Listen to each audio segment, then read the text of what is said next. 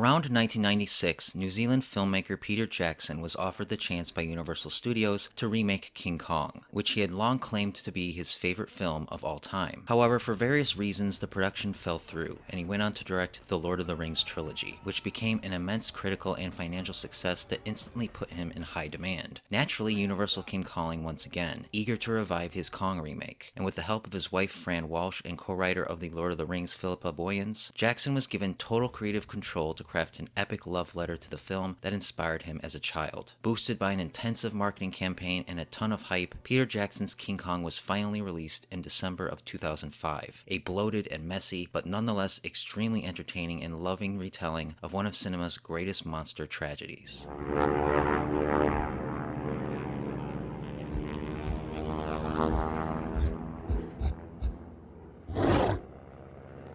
The year is 1933, and down on her luck vaudeville actress Ann Darrow has a chance meeting with filmmaker Carl Denham, who recruits her to star in an adventure film he plans to make halfway around the world. Unbeknownst to her and playwright Jack Driscoll, whom he had schemed into tagging along as a screenwriter, he has directed the crew of the SS Venture to head towards Skull Island, a mysterious uncharted land that no one has ever returned from. There they encounter hostile natives, who kidnap Ann and offer her as sacrifice to their god Kong, a 25-foot-tall gorilla who takes a liking to the plucky golden-haired beauty. Desperate to save her, Jack leads a rescue mission into the heart of Skull Island, which quickly both parties realize is teeming with all forms of hostile prehistoric life.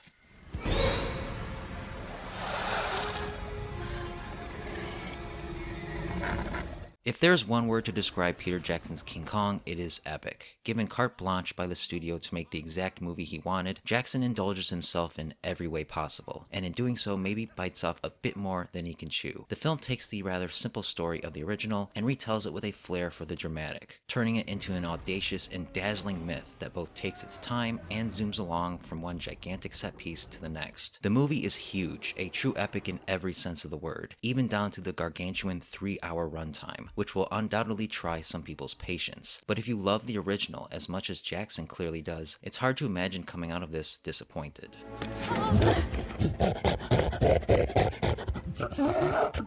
The film's greatest strength is its world building. The film starts off strong with a beautiful recreation of 1930s Depression-era New York, and from there it continues to impress. Skull Island is given even more attention, teeming with creepy crawlies and nightmarish monstrosities that consume everything in sight. Skull Island has never felt more dangerous, and Peter Jackson taps into his horror roots and crafts some sequences of real, genuine terror. The only problem is that it can get a bit too much at times. Action scenes can be a little over the top, bordering on cartoony even, and this often clashes with the sense of danger you're meant to feel. Nonetheless, the film is filled to the brim with thrilling set pieces, the centerpiece once again being Kong's fight with the T-Rex, only here it is 3 times bigger. Literally.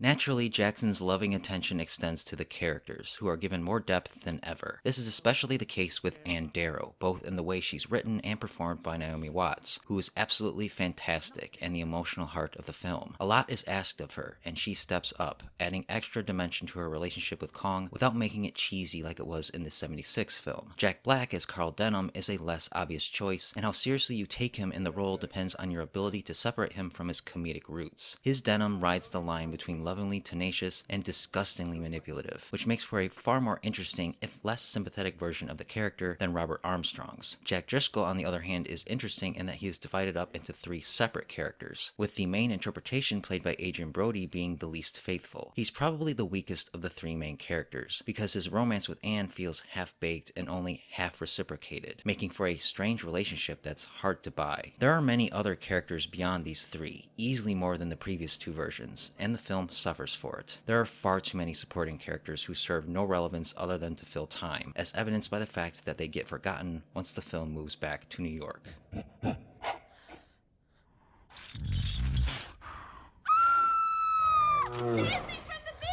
The other main star of the film is of course Kong, here played by longtime Jackson collaborator Andy Serkis via the magic of motion capture. More so than any other version of the character, Serkis brings real depth and emotion to Kong. He is more humanized than ever, and what happens to him is genuinely sad, to the point where you may even find yourself holding back tears. And that's because of his and Naomi Watts' incredible acting opposite one another, and the then groundbreaking special effects at the time.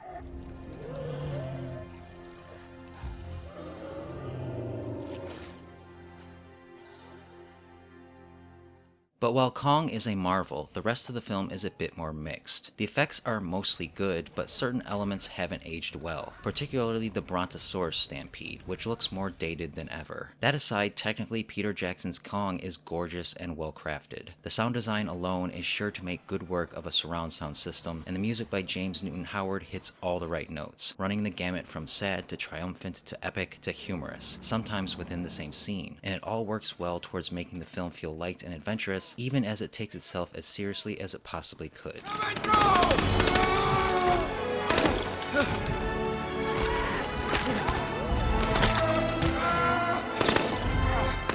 And so if there's anything to take away from Peter Jackson's King Kong, it is how obviously in love he is with the story. You can feel the reverence for the original film pouring through every frame, and if you appreciate it as much as him, you'll likely love it. But there's no denying that the film stretches itself thin. There's a tighter, more exciting film within this epic, and the way it indulges in itself sometimes borders on comical. It's a little hammy and melodramatic in the same way Jackson's Lord of the Rings films are, but without the density of the latter's source material, it can get a bit much. All that said though, the film is still a triumph, and easily the best Kong film since the original, because it excels at capturing its spirit more than any other. Simply put, there will never be a need for another remake ever again, because there will never be a more faithful or epic retelling than this. For more reviews and opinions on all things King Kong, subscribe and stay tuned to Up From the Depths.